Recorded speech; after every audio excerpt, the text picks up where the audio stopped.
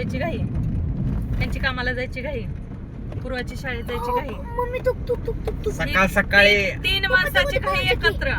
मी म्हणलं पूर्वाला आजच्या दिवस राहू द्या. पोहोचकी हा. तू त्याला जा.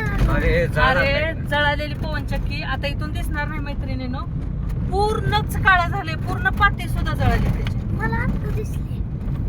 ही पर्ग ना, ही पर्गच की. हे परगा. हा, ही पर्ग्याच्या शिवारात इथून दिसणार पण नाही. हे बघा ह्याच्या बाजूलाच, पवनचक्कीच्या बाजूलाच हे बघा, हे बघा ही जळालेली. हा, ही जळालेली पवनचक्की दिसते का तुम्हाला? पूर्ण जळाले, पानं सुद्धा जळाले त्याची. बरं जाऊ द्या, जळून बरेच दिवस झाला आता त्याला, त्याचा काही विषय नाही. आणि आज आमचे साहेब कुठे चाललेत सांगा साहेब, कुठे चालला असते? आज उमरगा, किल्लारी, निलंगा. हा, किल्लारीकडे आमच्या मामाचं गाव आहे. काय म्हणले? किल्लारीकडे आमच्या मामाचं गाव आहे. मी आहे किल्लारीकडली, त्याच्यामुळे हिने म्हणले किल्लारीला चालू आहे आज. मी माझं काम आहे किल्लारी, उमरगा या साईडला माझं काम आहे. मग मला पण जास्त दिवस झाले, जाऊन बरेच दिवस झाले. मी म्हणलं चला, मला पण यायचं आहे. मी निघालेलं लगेच ह्यांच्या मागे आणि पटा लेकरावानी पण आवरलं, मी पण आवरावरी केले. ह्यांना वाटले ह्यांच्या टायमापर्यंत माझं आवरणारच नाही, पण ह्यांनी उठून बाहेर जाऊन येऊन पुन्हा झोपले. सकाळी ह्यांना झोपे ना गेल्यावर आम्ही उठवलोच नाही ह्यांना. पाठ माझ्या मित्राच्या ह्याला त्याची बायको आहे ना, ते डिलिव्हरीसाठी त्यांनी पाठ 3:30 वाजता आली आणि सकाळी आम्ही उठवायलाच नाही. ह्यांनी झोपलं, अचानकच गाडी पटकन. त्यांच्याकडे गाडी अवेलेबल नसल्यामुळं म्हणजे त्या वहिनीचं पोट दुखायला लागलं म्हणून मी तिला दवाखान्यात घेऊन गेलो त्या मित्राला. मग ते दवाखान्यात गेल्यामुळं तिथं परत त्यांना ती डिलिव्हरीच्या इथं सोडून परत यायलाच मला 5-5:30 वाजल्या. आणि 5-5:30 वाजल्या थोडा वेळ झोपावं म्हणून जे झोपलो ती परत 7:30 वाजता उठले. म्हणजे मी उठवले त्यांना, उठा बाद झालं झोपायचं. आमचा गोंधळ चालू झाला परत. पुरी उठल्या 7 वाजता आणि पटापट आवरलो की लगेच निघालो झटकन. आणि मुलींना खायला करून द्यावं म्हणलं, पण थोडा वेळ भेटला नाही. त्याच्यामुळं पुरीवाचा आता शेपवर तडाखा चालू झालेला आहे. शेप कुडू हे बघा, शेप काय वाजते चालू झालेला आहे. मग साहेब रोज तुम्ही एकटे असता, आज गोंधळ आहे तुमच्यासोबत, कसं वाटलेलं आहे आज तुम्हाला? कसं काय? छान वाटलं. रोज हे एकटेच असतात आणि ह्यांचं कसं असते, लांबची कामं असल्यामुळे ह्यांनी सकाळी लवकर उठून जातात. त्याच्यामुळं गतिरोधक जास्त असल्यामुळं मोबाईल जास्त हल्लेला आहे. ब्लॉग तुम्हाला व्यवस्थित दिसणार नाही, कारण गावाकडचे रस्ते असेच असतात. 100 ठिकाणी गतिरोधक, चालवणाऱ्याला पण गाडी परेशानी.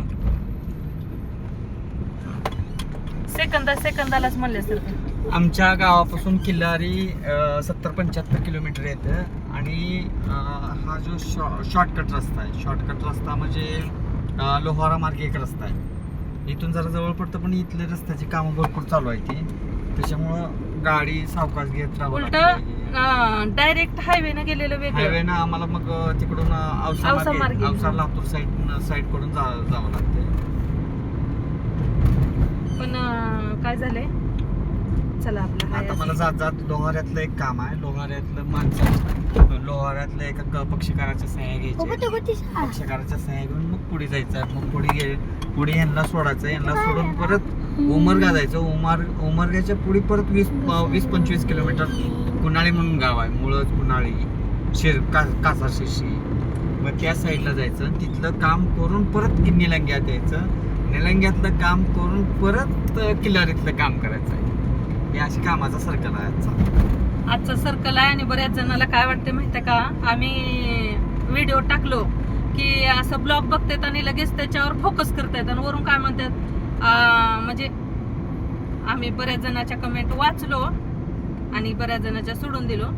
आता ह्या साईडला आमच्या इकडे या साईडला बघितलं तर जवळजवळ 60-70 एकरचं गायरान आहे. ही जी गायरान जी दिसते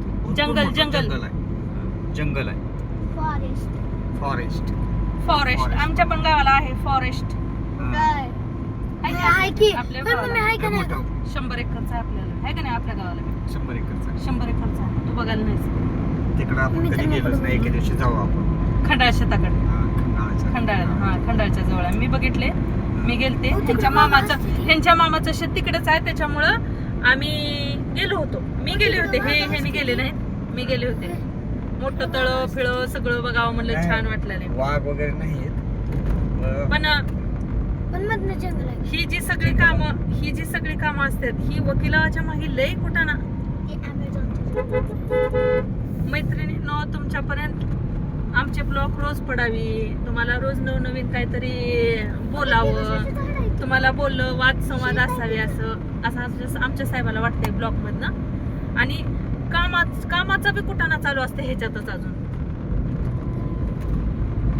हे रोज आम्ही असं म्हणजे कॅमेऱ्याच्या समोर किंवा रील्स वगैरे आम्ही बनवत असल्यामुळं जर आमची बोलण्याची हॅबिट वाढलेली आहे स्टेज डिरिंग वाढलेली आहे आता आमच्या लेकरांना सुद्धा काय वाटत नाही बोलत असताना समोरल्या माणसाला अजिबात असं अडखळत नाही माझी मोठी मुलगी तर खूप हुशार आहे अडखळत अजिबात नाही आणि भाषण तर असं चेन्नई एक्सप्रेसच विचारायचंच नाही माझ्या लहान मुलीचं देऊचं इंस्टाला आम्ही भाषण टाकलेलं आहे सईचा गर्दडीत